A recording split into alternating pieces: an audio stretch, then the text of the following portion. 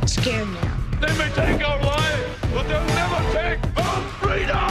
Cinderella's story, out of nowhere. It's in the hole! That the only thing we have to fear is fear itself.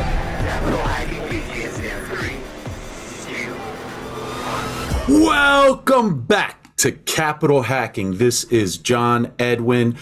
Guys, we missed Josh McCallan so much on this show, but Renan Cortez absolutely crushed it. He's going to teach you how to buy a business with no money down. Did you hear that?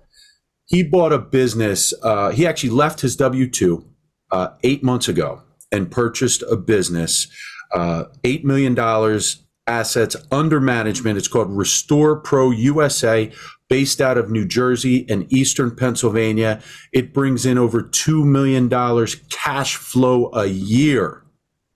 And my man Renan now runs a group called Syndicate Venture Group, and they're raising money to continue to buy big businesses and do some great things. So in this episode, you'll hear about Cody Sanchez, because he was a student of hers. Renan went to Columbia Business School to learn how to buy businesses and learn his finances. And we're going to talk about why buying a business is greater than even buying real estate, which a lot of us own some real estate here. We're going to talk about Richard C. Wilson, the family office. And I'll tell you what, this man has a big heart for the world, and he's going to change the world. He's working with women and in business, and also returning vets, and he has a whole program where he's going to be teaching young people how to become entrepreneurs. So listen to every second, and let's go. Welcome back to the big show. Today we have Renan Cortez, and Renan and I have been trying to connect on Capital Hacking now for the last few months, and finally we got you in the building on the show, brother. Tell us a little bit about yourself. Oh man, it's great to be here, John. So just getting right into it. Grew up in New York, right? Left when I was 20, escaped New York to join the Army.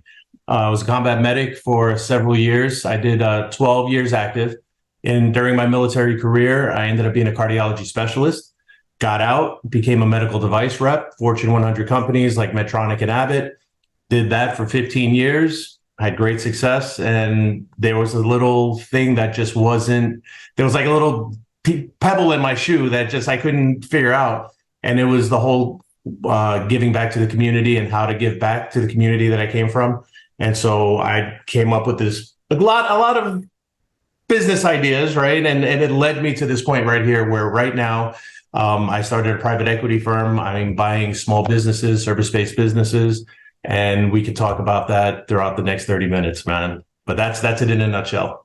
Well, I'll tell you what, that was fast, my friend. And I do know a little bit more about your story. So tell us a little bit about, because we share a similar story of upbringing in the inner city, and, you know, figuring out how to elude some legal situations and some trouble.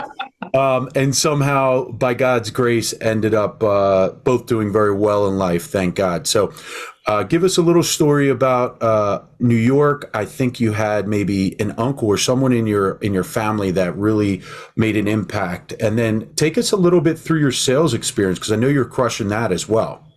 Oh, yeah. My Uncle Hank, NYPD's finest right there. Yeah, so I grew up in the 80s and 90s. I'm 47 years old, and in my neighborhood, and people that remember the crack epidemic, right? Crack vials, they had different colors on the top. And this dummy right here, we collect them just like Pokemon. That's what we did in Hollis, Queens, right? But you know, my mom found it. My uncle got nervous. He thought I was on the wrong path, and I was not into that at all. But I also was not on the best path either. I mean, that's just to give a little bit of a color to what my neighborhood was about. So I didn't have a path. I didn't really have a mentor there. My mom was a full-time nurse. I was the latchkey kid, oldest of three, you know, my mom's single mom. And so it was one of those scenarios, right? And she did the best with what she had, a free lunch, free breakfast during the summer, all that good stuff. Joined the Army, and some fantastic mentors along the way. I mean, one that always pops to my mind is Sergeant First Class John Feltus. He's long retired since, but I remember for 30 days straight, he would read Chicken Soup for the Soul to a bunch of roughneck infantry medics, trying to get us to believe in our goals and anything is possible. And we just, busted his, chops about it big time because, we're young, we're dumb, we think we know the world. And on the 30th day, I said, Sergeant Feltus, is this true? These gold cards that you keep, these index cards, do you believe in that? He goes, if you believe in everything the universe will provide, you just have to be open and all that stuff. So the very next day, I enrolled back in school and found out I was good in school and became cardiology specialist. I actually ended up getting a pre-med degree through University of Maryland. Wow. And that was the first of three very important people in my life to help get me from my frame of mind of where I was to where I am now. Because if you listen to tapes from me when I was 20, you're like, oh, this guy, he has no future, right? But some really good people. So then I ended up, like I said, in corporate America, Medtronic. That is like the top medical device company for pacemakers, in the early 2000s, late 90s. And I learned some really, really good. The guy that hired me, John Dove, he was a Marine officer. And he kind of took a chance on me, an enlisted guy coming out of Walter Reed. I was stationed in DC. And it really gave me some good sales acumen, some polish, on how to, navigate through corporate America. And I had 15 fantastic years. I worked for Medtronic, then I worked for Abbott, and, won President's Club, had a great sales. I was a sales coach looking at becoming a director of strategy. And it really got me thinking long term. And then there was this itch, like I said, how do I get back to the kids that are like me, because on paper, you look at me or you hear me when I was 18, 19, 20 years old, you're like, this guy has no future. But talent is everywhere, man, but opportunity isn't. So sometimes if you give that opportunity, you'd be amazed at what people can become, right? And I just want to be another voice in that and helping people, so I'm focusing military veterans, women entrepreneurs, any underserved populations out there. I'm helping anybody I can, to be honest. It's not just these buckets. It's just anybody who could use the help. That's what I feel like my purpose in life is right now. And it's driving me like you have no idea, like for real. I see it. And I was fortunate, for the listeners, I was fortunate to be the first guy to give you a call when you applied for GoBundance and take you through the application process and run the interview. And I could tell right away that you were a guy that was looking to do really big things. And for the audience listening, and we'll unpack this a little bit, but, Renan went from a W-2 in November 2022, to now having over $8 million in assets under management. He purchased a business without putting any equity out of his pocket.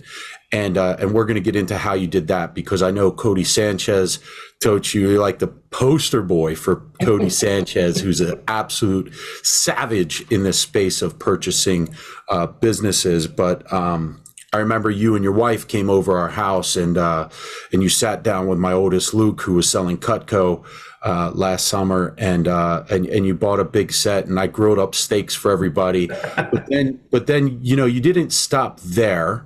You made a large impact on Luke, because you whipped out your laptop and started showing him, hey, this is how you evaluate a business. This is how you purchase a business. And you started going through numbers right away. And I thought, to be speaking to a 19-year-old young man, that was incredibly kind. So thank you for that impact. And you are a man of impact. Tell us about how you got this monster under agreement without having to put anything out. Yeah, and it's kind of funny because like I said, there's key moments in life. If you listen and keep your ears open and the universe presents itself, then you take action. Taking it back even a year further, November 21, Cody holds her first unconventional acquisitions type mastermind. At the time, I was trying to start a cannabis operation in Puerto Rico. Right, that was in my mind what I was going to do to build the wealth, to give back, and I wanted to stimulate the economy of Puerto Rico. I'm half Puerto Rican, half Filipino. So, the islands right there, they had just been devastated by hurricanes, earthquakes. Any kind of investment would help. I wasn't a millionaire or anything, but I was doing good in life. Let's see what I could do. So I was trying to put together a cannabis operation. And from what I understood, Cody had a cannabis fund. She was in that space. And actually, my professor, I used my GI Bill to get my MBA. So one of my professors getting my MBA, she's the one that directed me towards Cody. So I'm like, all right. So I'm like, who's Cody? So I find Cody on LinkedIn, and she accepts the thing, or her social media manager accepts. And I find that 2 days later, she's going to be in Austin doing a happy hour. So I booked a ticket and I flew down with 2 days notice to go meet Cody Sanchez. I wrote her an email, and I remember I added my picture, because per her guidance, if you add your picture, it's harder to say no to somebody, right? So I'm like, hey, Cody, I'm flying down, here. And she recognized me. She goes, I know you. You're from New Jersey. You're doing that cannabis thing. I said, yes, ma'am. She goes, you crazy son of a bitch. You flew down for an Austin happy hour. She goes, we're definitely going to sit and talk. And we did. She didn't invest, because she was looking at bigger, and I understand it completely now on why she didn't invest. And that was my first foray into how investments work. I mean, it was through Cody that I first heard what real private equity is and what micro PE. And it just kind of put me with a different set of people that I started listening to. So 2 months later, like I said, so in November, she holds her first mastermind, and everybody on that stage I know has money. So I'm like, I'm gonna hit every single person up and then pitch them this cannabis idea. And there was one guy that, for some reason, when he said it, it just resonated with me. He had just finished speaking. He got off the stage. I said, sir, you have some time. I'd like to talk to you about this. He gave me, a couple of minutes. And then he just pretty much turned to me and said, do you even care about cannabis? I was like, well, not really, but it's a really strong business model. And, I can make a lot of money on the back end. He said, why don't you just buy a cash flowing business right off the bat? You're cash flowing day one, use other people's money or whatever, figure out some sort of way to do it. Because he goes, I have the money to buy a $10 million business. I would never use my money. I would raise money from investors, friends and family, and then leverage the rest. Everybody wins, make everybody money. And that gentleman was Dave Osborne. And I was like, I didn't know who he was either, right? I was like, thank you, sir. Whatever. Poor guy. So it was him. Rock Thomas was there. There was a lot of high power people there. And when enough successful people are saying the same thing, yeah, you have to listen, right? It's kind of like something has to change. So I scrapped the last 2.5, 3 years of trying to start a cannabis operation. I said, okay, you know what? This makes complete sense. I am going to look into buying a business. And in preparation for that, I enrolled in Columbia Business School for private equity and venture capital. Because if I do something, I go all in, right? I want to know. So I spent a whole year at Columbia at the private equity course. And, at the same time, I'm in Cody's mastermind. And right at that same time, I'm looking at businesses ad nauseum. I'm just out there just looking at deals, and then I built this stupid little deal calculator. That's the calculator that I showed, Luke. Yeah. Yeah. Perfect, by the way. And it's kind of funny. Just last night, I was on Cody's mastermind and going over that same dumb Excel calculator because it's powerful. It's not dumb, buddy. Smart. No, but to me, it looks stupid. It looks like something from Atari back in, the whatever, like Pac-Man. But it allows me to evaluate a deal the way I need to, right? Since then, people have taken it because I give it to whoever wants it, and people have made it a beautiful calculator, more powerful. I actually use that for my private equity deals now. I built up on it. I'm looking into buying businesses, looking at all these different businesses. I was deep in the process of buying a dry cleaner because I had $70,000 set aside. I was going to SBA the rest, buy a $700,000 dry cleaner, and I started looking off market for deals because, just like real estate, off market, I believe, are the best deals. You don't have a broker attached. You have more negotiating. You get to be more creative. And off market, I found this $8 million company, right? It produces $2 million in EBITDA a year. And I didn't think there was a chance in hell I would get it, but I wanted to do the diligence on that because I want to know what an $8 million company looks like. Went into diligence. It's a strong model, strong profits. Now it was, how do I get this? Do I raise capital? Do I get a loan? How do I do this? So I structured a way for 100% seller financing. And basically, I built a relationship with the owners. Took about a month and a half, 2 months, and showed them that if they were the bank, first of all, they didn't know they could be the bank. So just enlightening them on that fact, and then showing them if they're the bank, I'm not paying them $8 million over the next 12 years. I'm actually paying them $11.8 million, because that $3.8 million is interest payments alone. That's something that I would give to, Live Oak or Chase or Bank of America. I don't want to give it to the bank. I want to give it to you for doing 100% seller financing with me. And there's only two questions I have at this point. Do you think your business could support the debt service? And he was like, yeah, this is a strong business, which it was, right? So I knew that was going to be a yes. Second question, do you think I can run your company without fail? Do you think I have what it takes? Now, at this point, we have spoken about my history, what I've done in corporate, the leadership that I have from the Army, just everything that I've done up to this point. He goes, you could do this, with your eyes closed, and he's going to be around still. So it was just a lot of synergy. So we did the deal, got an M&A lawyer, papered it up, APA, an asset purchase agreement. And last November, I signed the paperwork to take it over for January of this year. And that's right around the time when I got put in queue to talk to you. And I remember having that big moment where you're like, there's a certain requirement you have to be for Go Abundance. And I'm like, I don't make that cut because my personal worth is not. And you were like, correct me if I'm wrong. Did you just not buy an $8 million business that generates $2 million in EBITDA? Yes. Just shut up and sign. And so, no, and it's been a roller coaster, a great roller coaster ever since. And it's interesting that you talked about the chicken noodle soup for the soul or whatever. Yeah. And then your Sergeant John Feltus is telling you, like, if you believe it, the universe has a way of creating all of this. And then you go and you get yourself educated and you continue that education with Columbia. And I love that you attack things and you invest in you, which makes you who you are. And then you go and you take Cody Sanchez's class. And Cody Sanchez, by the way, has been interviewed on capital hacking. And then we talk about, we'll get into a little bit of Richard C. Wilson. After you joined Go Abundance, I invited you to actually a learn and grow at beautiful Renault Winery. Josh, we miss you today. But you go there, you sat up front.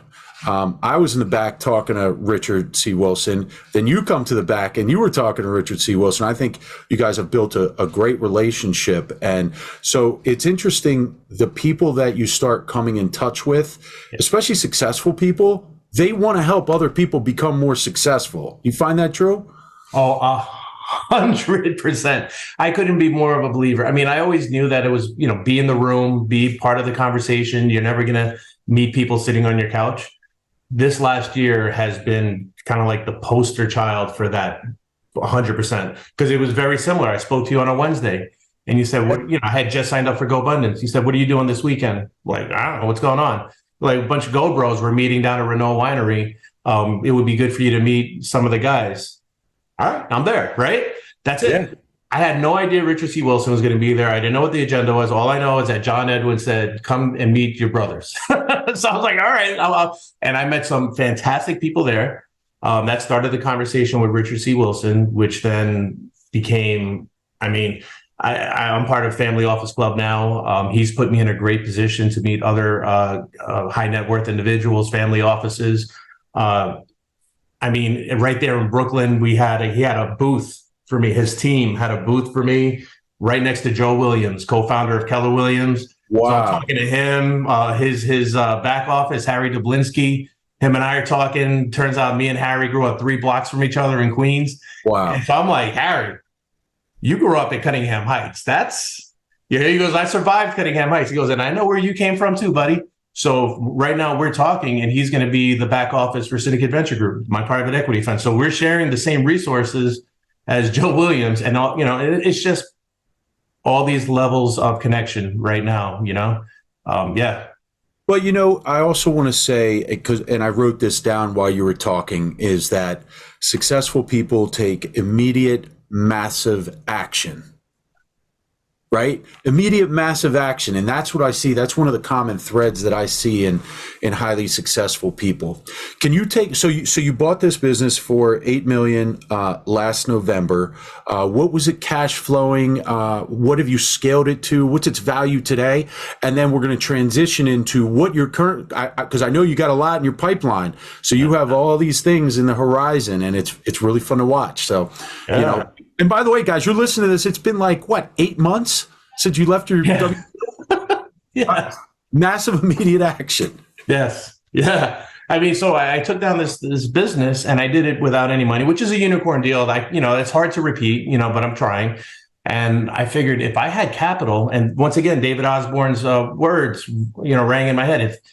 If using other people's money or kind of creating a vehicle where everybody can win.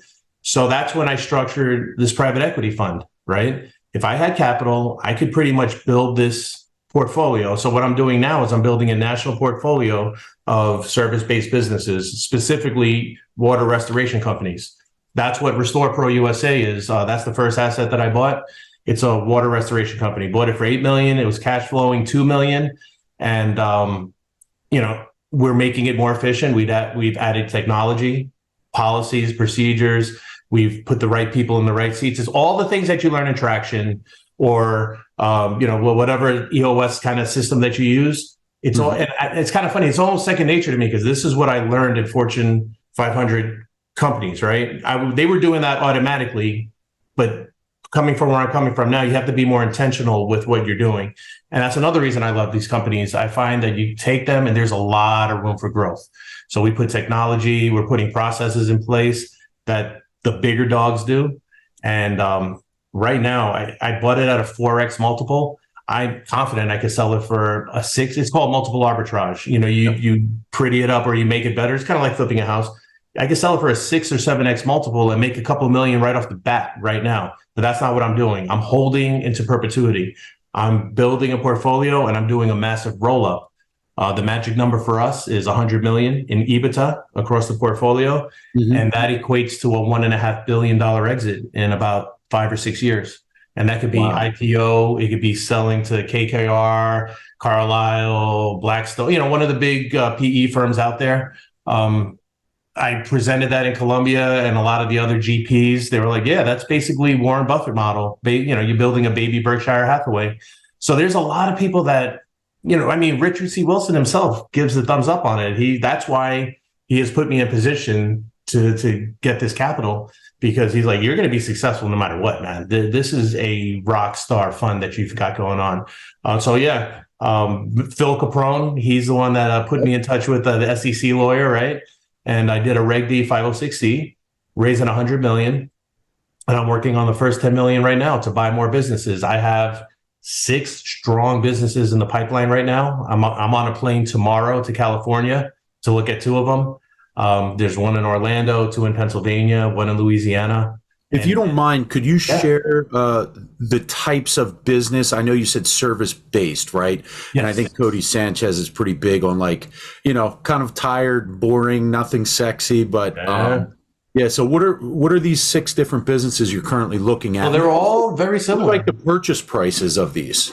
Yeah. So there's one actually. So there's one outlier. It's an HVAC company, but there's a lot of synergy. It's right here in New Jersey. That's about $4.5 million, and it cash flows about 1.2 million. Right. So that's something that's happening right now. There's one in California. It's a $7 million purchase price with a $1.5 million cash flow. There's another one in San Diego area. We're talking about a $2 million cash flow, and we're buying it at a $10 million purchase price.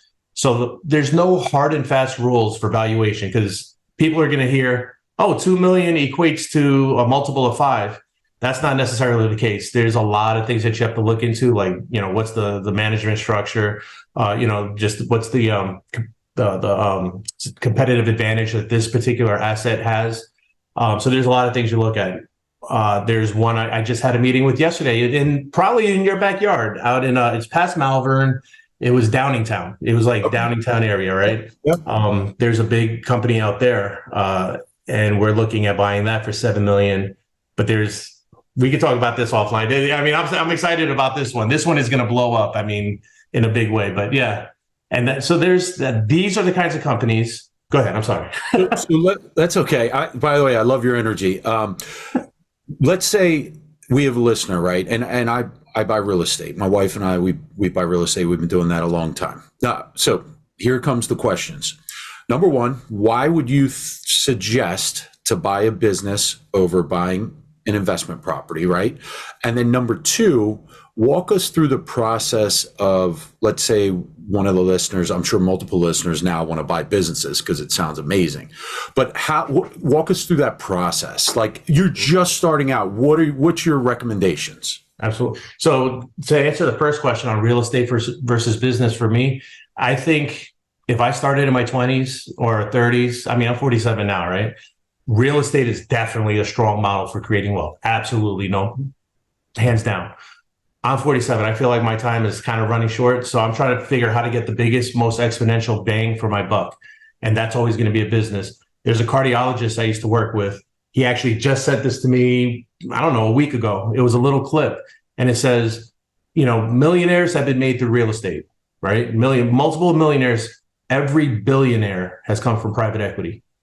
Wow. Buying of businesses, because that is the most exponential way to do it. Now, that's the pro. The con, there's a lot of moving pieces, because at the end of the day, real estate is real estate. Business, there's people. There's a lot of people involved. So you have to have an operator. You have to make sure that half the company doesn't walk out on you.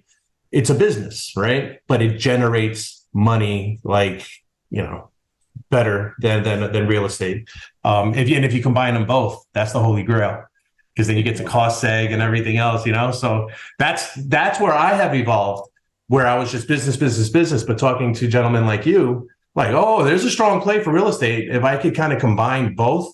And so my chief operating officer, she's out in San Francisco. She has a strong real estate background like that. And my CIO, chief investment officer down in Austin, they understand that play. So we're coming together and we're building one hell of a portfolio. Yeah. It's great. It's great. All right. Question number two. So if I'm starting out just looking to potentially purchase a business, what do you recommend how to do that? Well, first, you have to take a look in the mirror and say, what kind of sector do you want to be in, right? I chose service-based. So service-based, more specifically, restoration and reconstruction companies, because they are recession resistant, never recession proof. There's no such thing. But if gas is $20 a gallon and you have a leaky basement or a flood, you're going to call your insurance. Insurance is going to call a company like mine. We're going to do the work and insurance is going to pay. So as long as that's happening, we're matter of fact, the first month that I took it over, I was worried because, Go Abundance, we did the Tahoe trip. Yeah. And I was confused. I was like, do I just stay back and work on the business, or do I go to Tahoe? Right. So I went to Tahoe. We had $1 million a month, because I don't know if you remember, right at the turn of the year, we had a deep freeze. So everybody's pipes were busting. Just houses in Princeton were just all over the place, full gut. And the company made $1 million that month just off of stuff like that. And I wasn't even in town for, because I have an operator, I had things in place, and we did well. Yeah. Now, when you purchased the business, did you still have the owner stay on for a certain amount of time? It's definitely an option. They I guess promised, or they committed to 3 to 6 months, or 6 months at the most. After month 2, we had it on lock. We have a good set of managers. We have 33 people in the company that have been doing this forever. I have a good set of, like I said, managers, VPs that know this. I never pretended like I'm an expert on water restoration and property reconstruction, but what I do bring to the table is leadership, strategy, business acumen, right? And the ability to get us to the next level. So the whole company has buy-in on that. And we've just filled in the holes all the way since then. It's been fantastic. It really is a good culture. And I'm excited to really do this on a national level. It's great. Now, you were talking in the beginning about what makes you tick and what, gets you excited and up in the morning. And you were talking more about, I want to say it was like women entrepreneurs and people adjusting, coming back from service. What are some of your goals, like in the charity space? Yeah. So, and then this leads into something else. Like I said, I had a pretty successful career in corporate.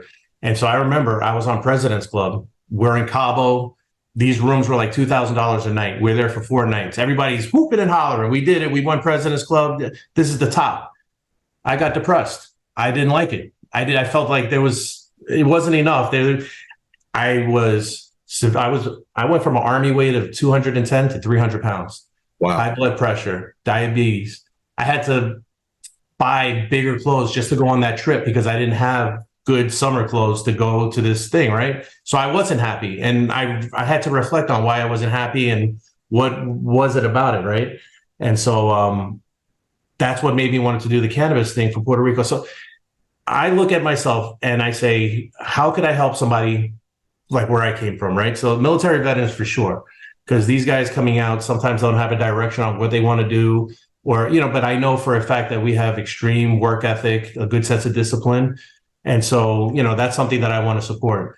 I also have 4 daughters. I have 5 kids in total, 4 daughters. And when I was in corporate America, I saw how some of these women were just, it was just, I could tell a lot of war stories about that. And so I would like to be another voice to champion that, not the, the shining armor and a white horse or anything, but just another level-headed person that could give an opportunity or help for somebody to succeed, right? And then the final thing is any underserved population, anybody who gets usually dismissed for an opportunity because of where they come from or maybe even how they dress or speak. There's value in everybody. And if you give everybody a shot, not that you're promising the world to them, but just give them a shot, And so I'm building an academy on the back of this as well, to do this, to help teach people how to build businesses, provide the mentorship, bring in all the resources. And if people can't afford it, then it'll be subsidized by me.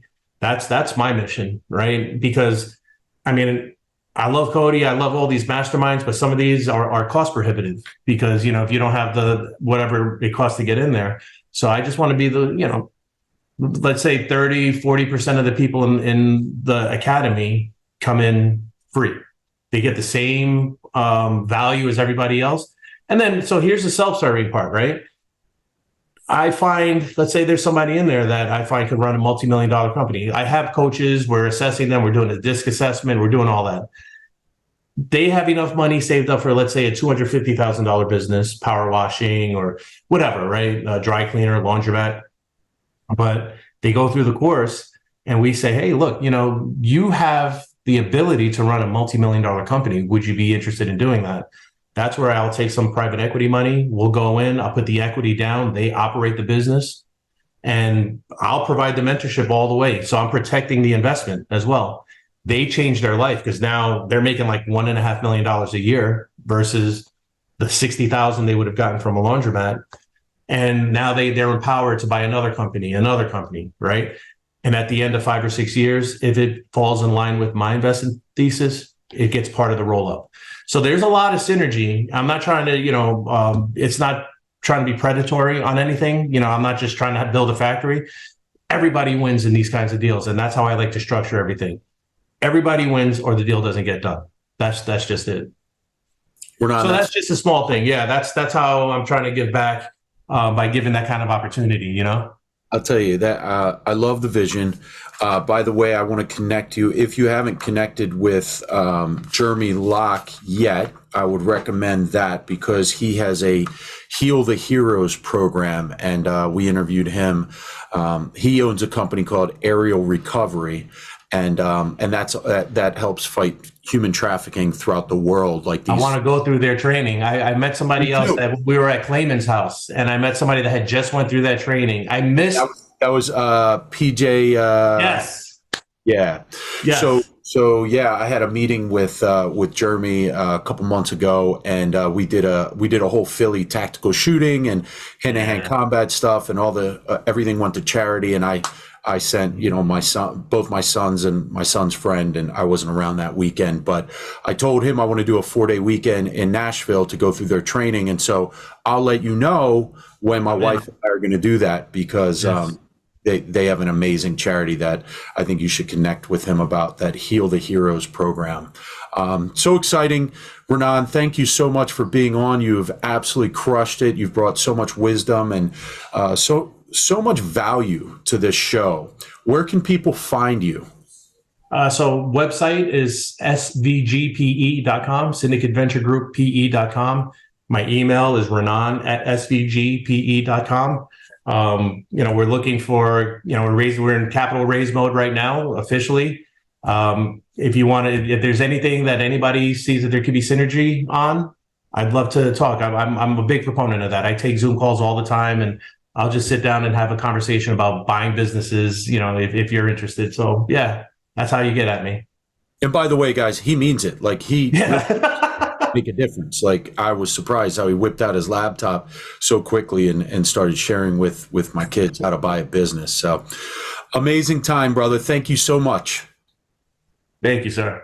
Damn straight. We just got buddy. We got to the end of another great show. And everyone listening right now, you're the family and friends. Thanks for staying till the end. That was so fun. And hey, hit the like, hit subscribe. We're here to serve you guys. That's why we're doing this show. Josh is not paying me. I'm doing this off of my quote unquote sweat equity because we want to make a difference in your life.